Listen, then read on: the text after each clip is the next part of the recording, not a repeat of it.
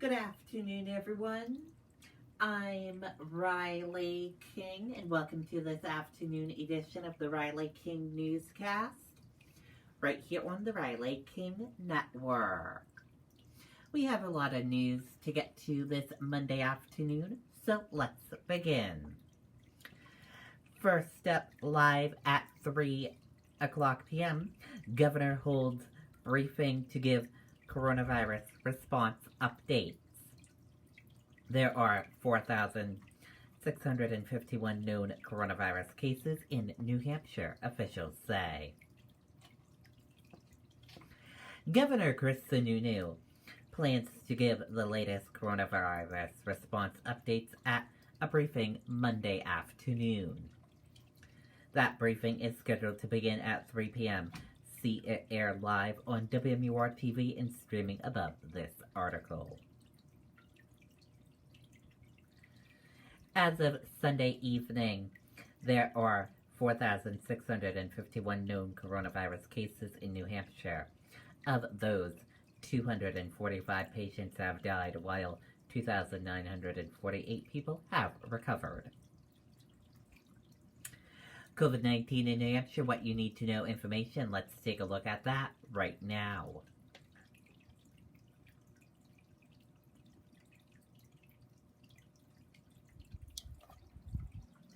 And here is a look at that information for all of you right now. There are 4,651 number of people in New Hampshire have tested positive for COVID-19. 1,837,170 number of people in the United States have tested positive. 245 number of deaths from COVID-19 in New Hampshire.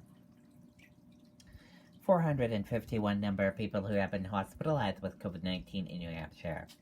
And 195 number of deaths from COVID-19 in the United States. This map of New Hampshire right here shows you where current COVID-19 cases are. Manchester, 434. And this map of New Hampshire shows you where total cases of COVID-19 are. Manchester, 1183.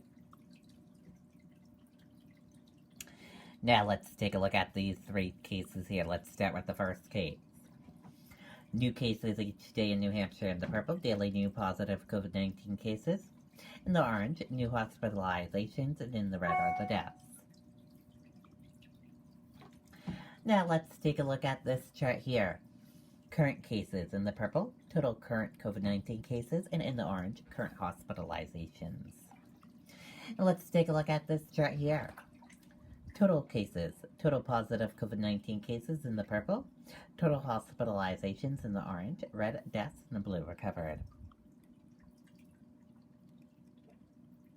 And let's take a look at this chart here. Age group of cases, female and male of cases, and risk information. Let's take a look at this chart here. Race/ethnicity of cases, hospitalizations, deaths, and percent of New Hampshire population. And here are common symptoms: fever, lack of smell, cough, chills, and difficult breathing. How it spreads, and prevention tips.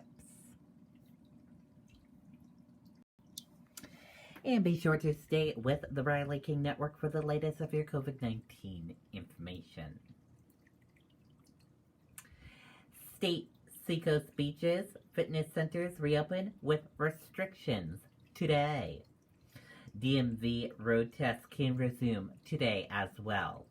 Let's take a listen to that video from WMUR News 9, Erin Falo.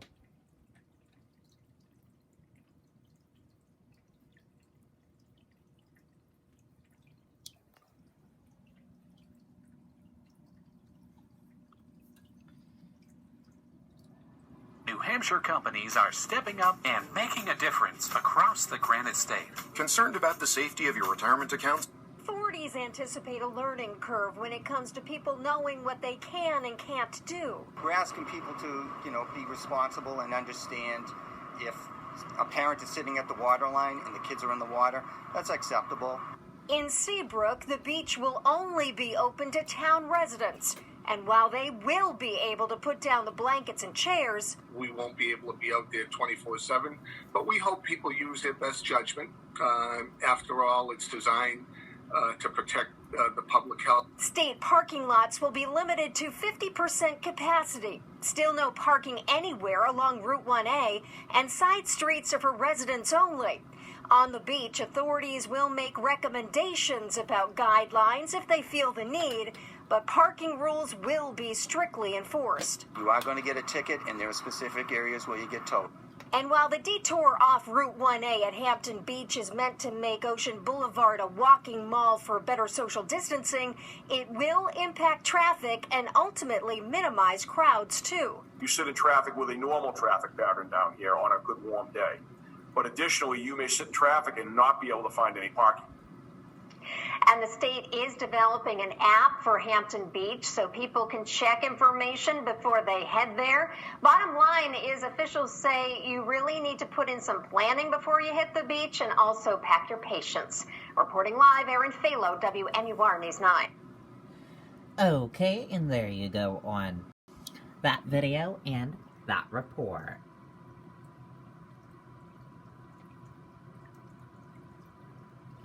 Looting doesn't solve problem, business owners say, as city looks to reopen. Let's take a listen to that video from WMUR, WCVB, Boston. Sorry about that, everyone.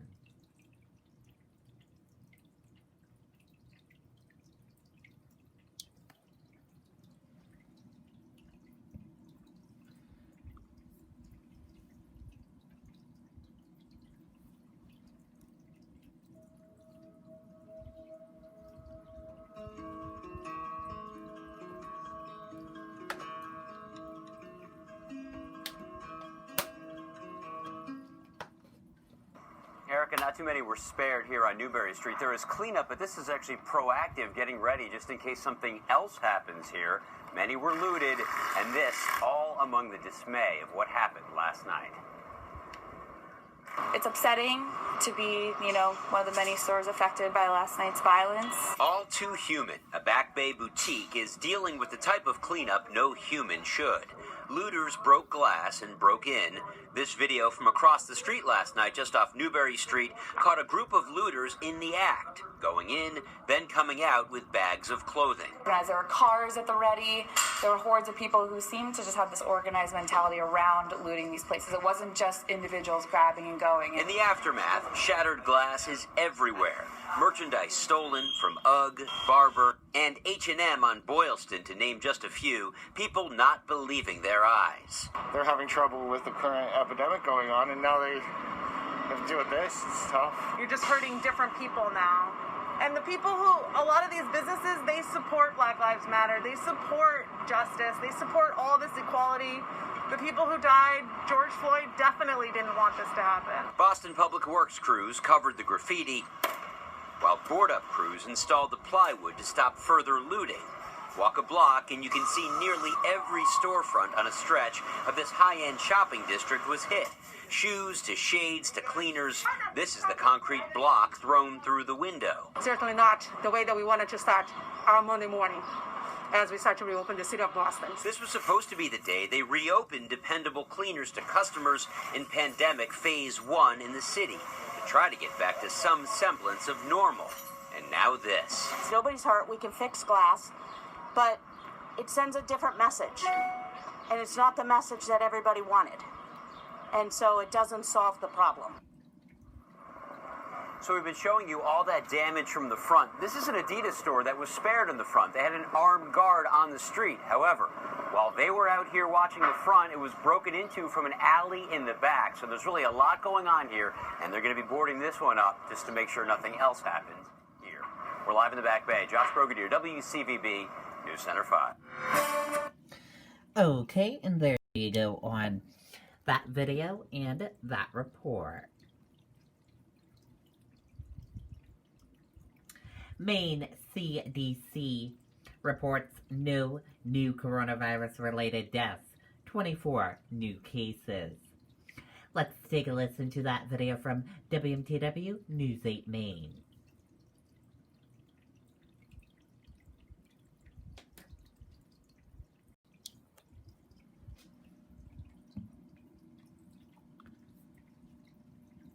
Giving the class of 2020 recognition they deserve.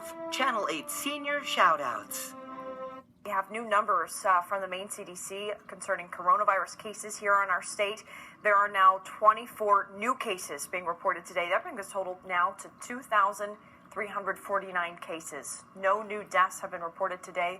The total here in our state is standing at 89. 1,586 Mainers have recovered from the virus. Okay, and there you go on that video and that report.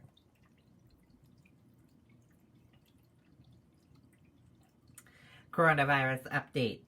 2 NY regions to enter phase 2 as deaths dip to lowest since start of pandemic.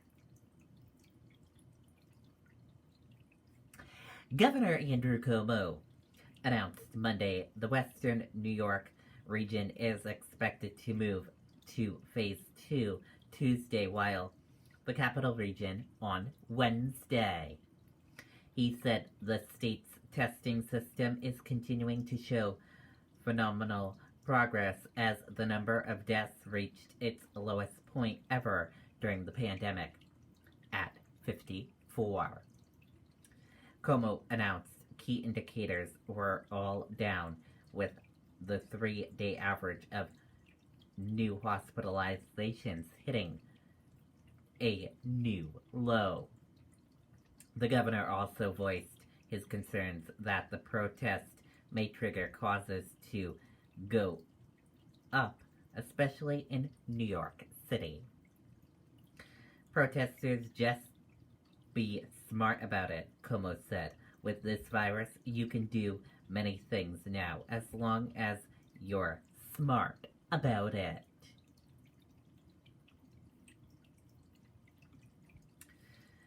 Photos.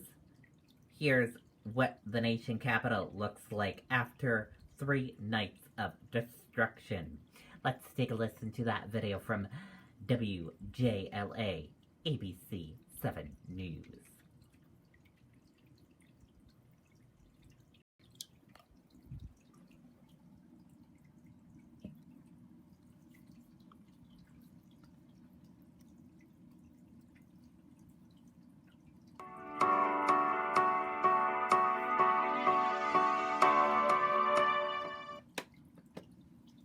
Robert, it's wild. Even at this hour, police are detaining and arresting looters that are trying to get into some of these stores that have been ransacked. Storefronts have been destroyed.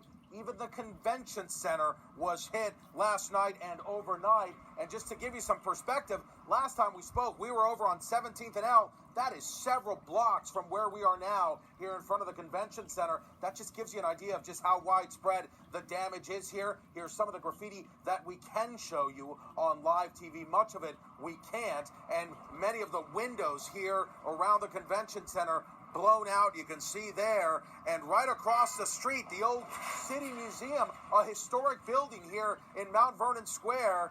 And you can see it is now an Apple store, and it was also targeted. You can see the windows blown out, some of them now boarded up, and the graffiti there. Capitalism is murder. And on the corner over there, some graffiti, George Flood, and say his name. Some of the many phrases we've been seeing of places that have been tagged, but just widespread damage throughout the area.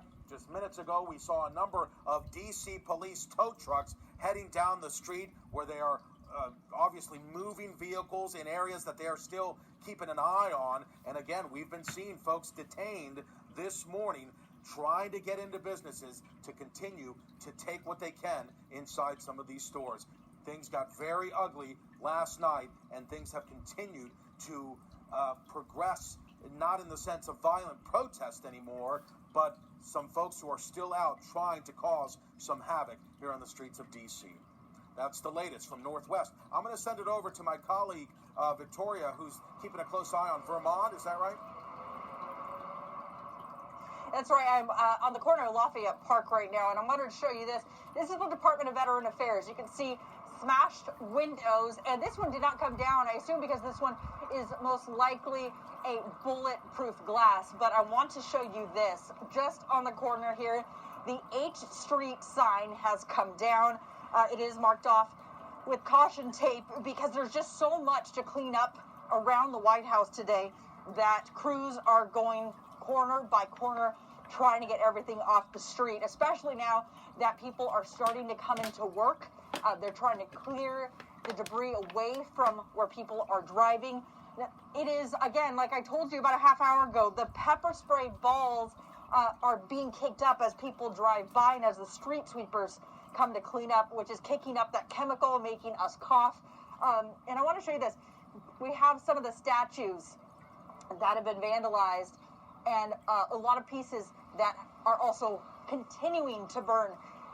There is, you can see it down here, that is the bathroom that is at Lafayette Park. It is smoldering, and it sounds like the water pipes were broken because we are hearing the water gushing out. A lot of damage here that we're just continuing to see, but this right here is going to be a big one for this street light and the H Street sign as people brought it down last night for the protest. I'm live in Northwest Washington. I'll send it back to you. Okay, and there you go on that video and that report.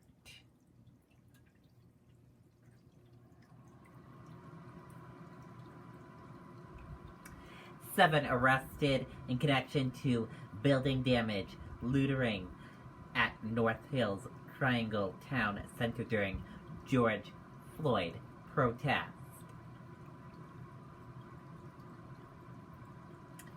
Protests over George Floyd's death continued Sunday night throughout the county, including in North Carolina. Group marched to demand change and justice throughout American institutions, with some demonstrators turning violent with a tenor of anger and unrest. More than 20 states have enhanced the National Guard, with more than a dozen major cities under a curfew. In Raleigh, police were seen clearing the scene around Belknap and Harrogate streets Monday at 4:30 a.m. after a hectic weekend. Monday marks 1 week since Floyd died in police custody in Minneapolis. The tension was palpable in cities throughout the nation as scenes of chaos erupted. In Raleigh, there was damage beyond the downtown area. 4 were arrested from incidents at Triangle Center and 3 arrested stemming from North Hills. 11:50 a.m. update. Raleigh Mayor enhanced a curfew that will begin tonight at 8 p.m. and will continue through 5 a.m. Tuesday morning.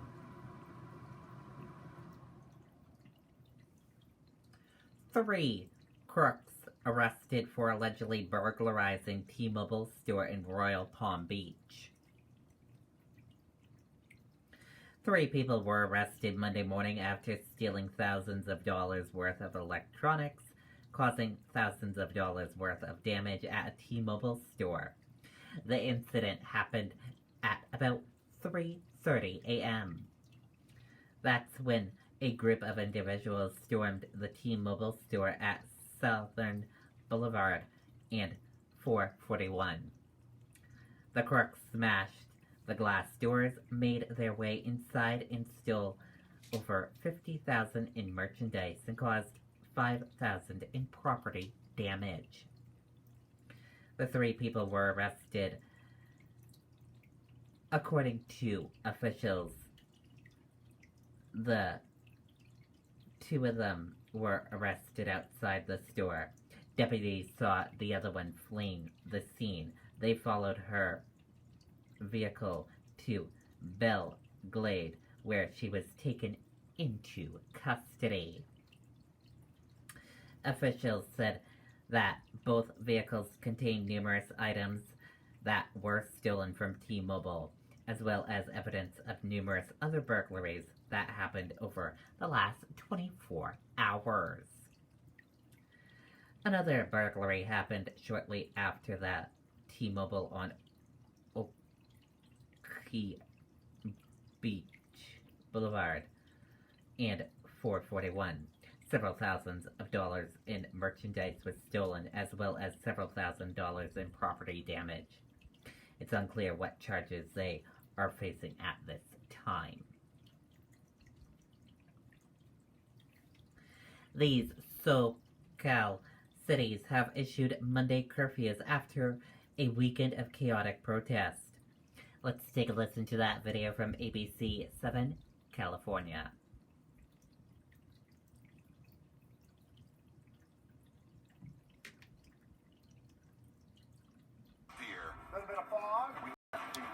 Watch for rain. Boom, boom, boom. Dallas rain. Pop-up shower. Look at how high these things are. It's a lightning. Wow. Look it up with 7,000. Boom. Weather 24/7 on Eyewitness News and the ABC 7 app. Of course, set in Beverly Hills just expired about 15 minutes ago. The whole city put under a stay-at-home order until 5:30 this morning after they saw looting over the weekend as well. This afternoon, though, there's going to be a new curfew taking effect at 1 p.m. That's for the business district, at 4 p.m. for the rest of the city. That curfew will last until 5:30 again Tuesday morning. People hope the order will try and prevent more looting there. Okay, and there you go on that video and that report.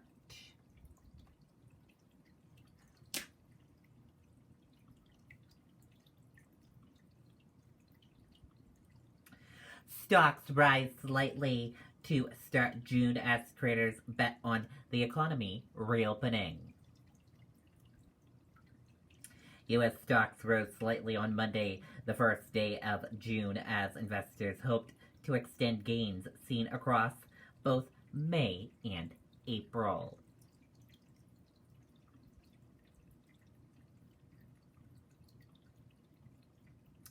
"15 states and Puerto Rico report increased cases of COVID-19. Let's take a listen to that video from ABC News.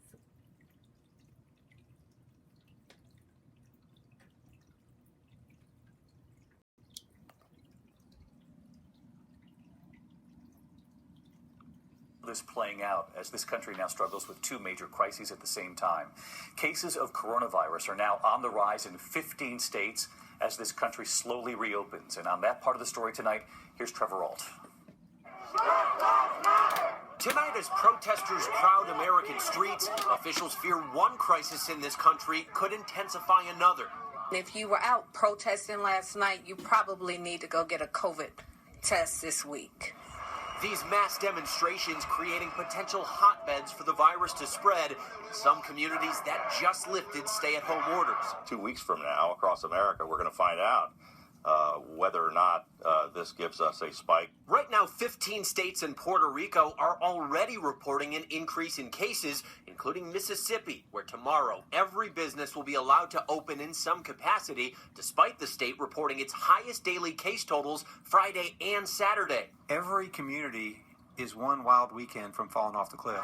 And with law enforcement stretched thin this weekend, the mayor of Los Angeles closing all city COVID-19 testing sites Saturday due to safety worries. And Miami beaches, slated to open Monday, now delayed because of the strain on police. And tonight we spoke with a top infectious disease specialist who told us wearing masks would certainly reduce the spread in these protests, but ultimately if you're shoulder to shoulder with people and yelling, they'll be a lot less effective.